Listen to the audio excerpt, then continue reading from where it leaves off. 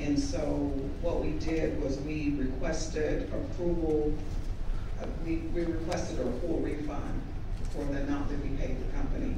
So this is just a request to approve and accept the refund checks. Move forward. Second, was the refund in the full amount? In the full amount, yes. We have a motion second. Any discussion? Please vote. Commissioner Johnson? Yes. Motion passes unanimously. And the last item is approval of purchase of licenses and professional services for SAP Contract Lease Management Module for the auditor's office. We put this item on the agenda only because we normally would go out for bids for a project this size. But we're going to purchase the licenses off DIR and use our SAP consultant contract for the services. Move forward. Second. We have a motion second. And I hear what you're saying, but I guess the point I would say is anytime we can piggyback, I think we ought to piggyback. We encourage, how many different cities and other governmental entities are piggybacking off us? Over 525. So if it's good enough for them, it ought to be good enough for us. And so I have absolutely no problem whatsoever of piggybacking, because every time we have to do an RFP, that's our personnel, our staff, and that causes us to have to look at possibly enlarging that department. And there are many cities and counties, I think, that probably don't have a purchasing department because they piggyback off everybody else.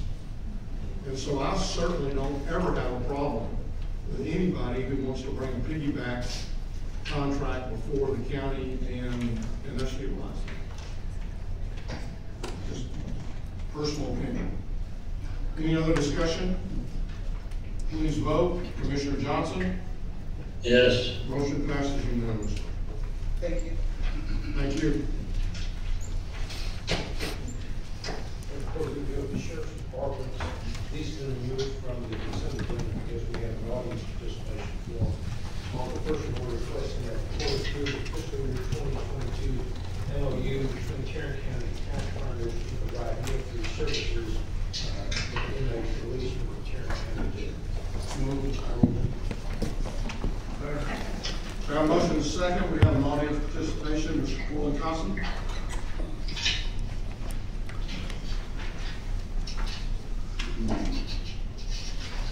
Good morning. Good morning, Judge. Well, good afternoon, Judge, Commissioners, fellow citizens, and public employees, public servants, in fact.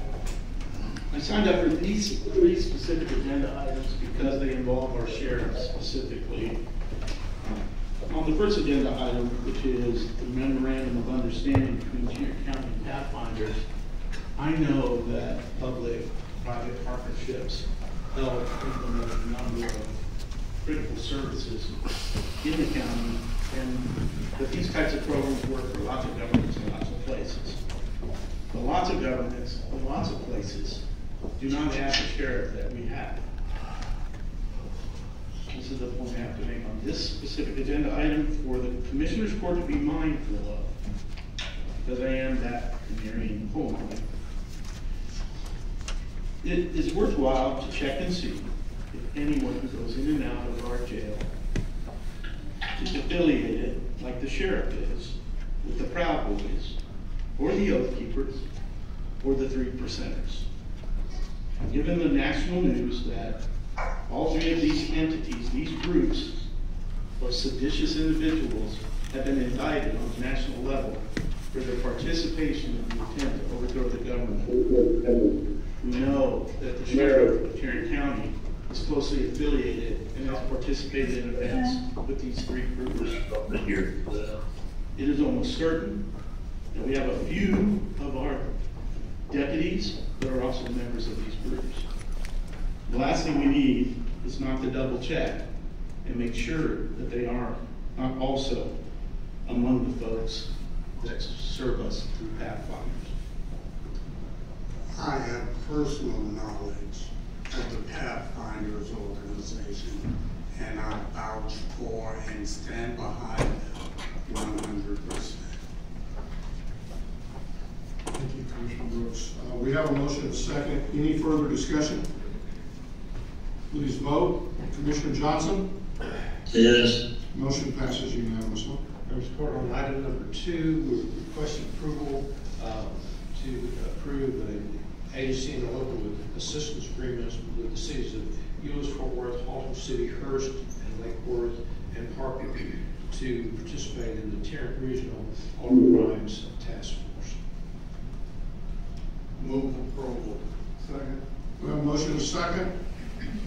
Mr. Kolinkowski.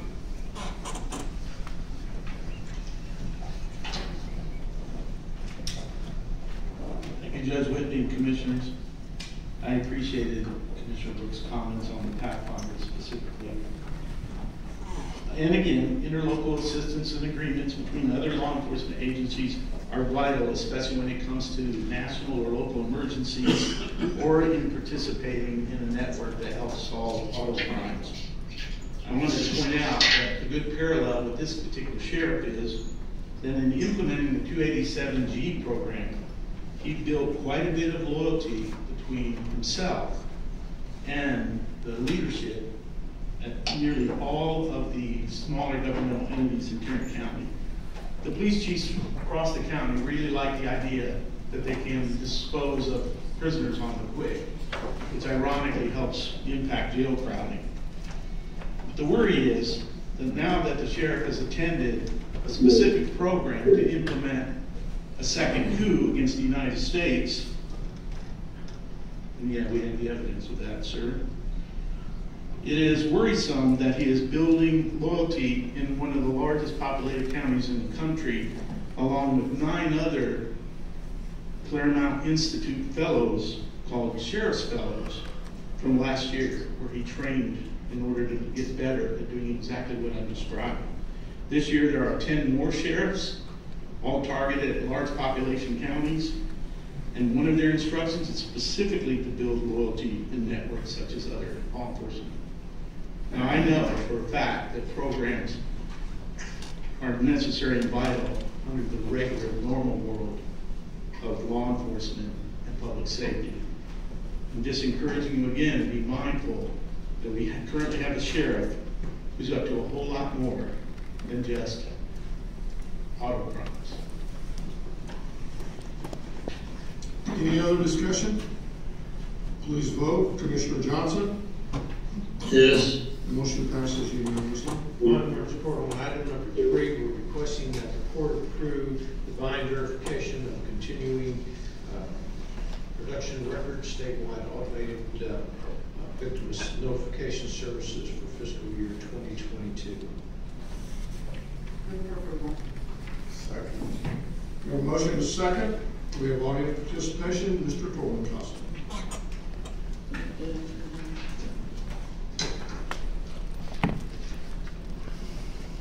Judge Whitney's same point, Commissioners. In this instance, we're talking about a significant database of people who are victims, our neighbors and our friends, people who have suffered traumas in a number of ways, but it is also conveniently a database. And as you're going to see roll out of the congressional investigation, one of the tools that the network used to build the possibility and build alliances is to tap networks that were actually publicly gathered. So here on this specific issue, we won't have this particular sheriff forever. It is definitely a political seat that he holds. I don't know what the mechanism is to build better security and better protections with the databases such as these, but I'm just encouraging you to look into that. Any further discussion? Please vote. Commissioner Johnson?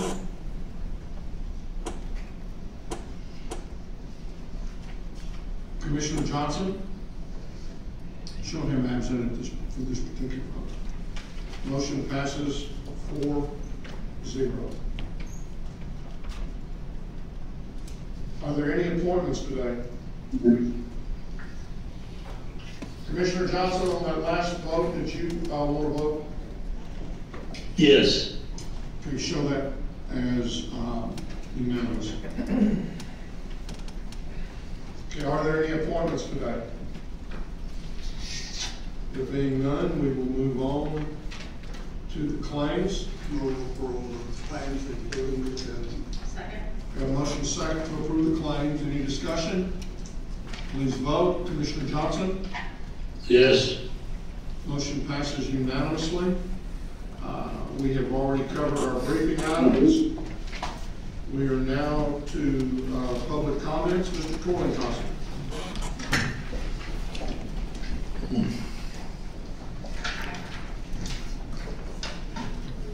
Judge Whitley, commissioners, neighbors, citizens, taxpayers, and public servants. I don't suppose very many of you have ever heard the name of a man named Charles Sylvester. He was Texas Prosecutor of the Year in 1996. He was also Baylor Attorney of the Year in 1996. At the same time, the chief of the Texas Rangers was a man named Ray Hoffman. Now, at some point in 1999 to 2000, I discovered amongst a number of other people the corruption in these two individuals. And if you don't think so, Charles Sylvester was disbarred for prosecutorial conduct in a death penalty case.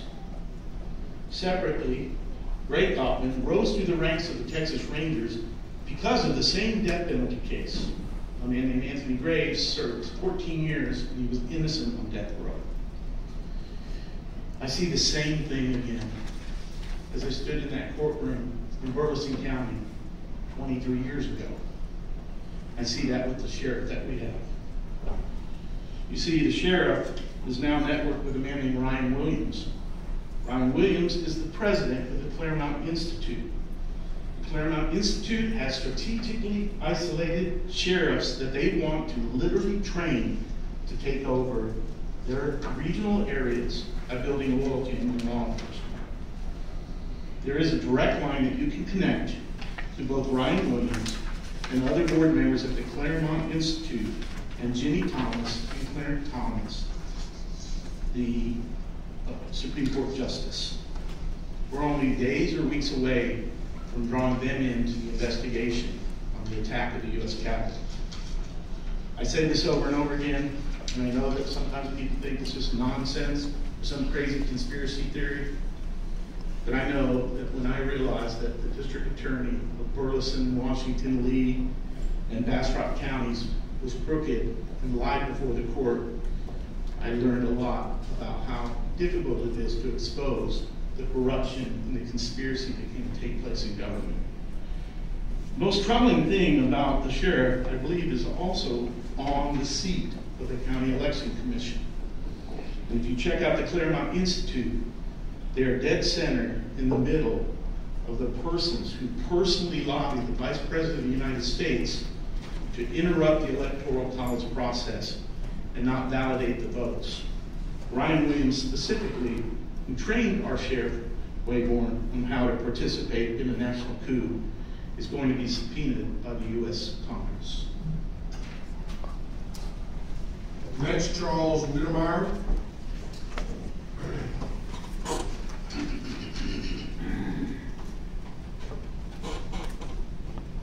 Morning, or good afternoon, sir. Judge Whitley, fellow commissioners, I was here on January 11th to promote the principle that Tarrant County elections should be audited the same way as financials are audited. You may recall that conversation. You directed me to go see Hyder Garcia about that. I did. I met with Hyder, Troy Hayward. I'd say that the conversation was pretty unproductive from my point of view. I came away with the impression that our elections were not auditable by our own people, and also sensed personally that there was not a lot of enthusiasm for it. It was one of those deals where just let someone else do it. But I'm here today to give you the good news. There are ways to audit our elections much like financials are audited, and I know this speaks to you, Judge Whitley. And my opinion is that Tarrant County basically has the tools to do this now. But the big deal is it requires the commitment and the will to do it. Commitment and will. And personally, I prefer that we have paper ballots hand counted at the precinct level. I think that's where we need to be. But in the meantime, I also believe in doing the very best you can with what you have and doing it now. The best you can with what you have and do it now. And that leads us to an analysis of what we have going for us. We have many things going for us in order to do this. First of all, our election administrator, Hunter Garcia, is uniquely qualified to organize and lead an audit. He has 18 years of experience in the field. He's a very intelligent man. He has excellent leadership and organizational skills. I've observed them, and you have too. And he also enjoys strong support in the community. Lots of tools there that can be turned for good to produce benefits for all of us. Also, I've learned that there are systems that utilize an interface with our equipment and our systems and our people, and they can do it in an expeditious way. It also requires us to orient our techniques, our procedures, so that it fits. It doesn't require any compromise, it just requires the fit, as you well know. And then when we do this, it lends itself to outside independent auditors stepping in and verifying or checking the audit whenever we see it needed. Our people do the right thing, independent folks. We let the auditors go too quick here today, but independent folks come in and do the job. Now, I think you know that there's not going to be any rest until we get this satisfied. Voting is private, but counting should be public. We're tired of verbal assurances from the people who control the election. We want independent verification.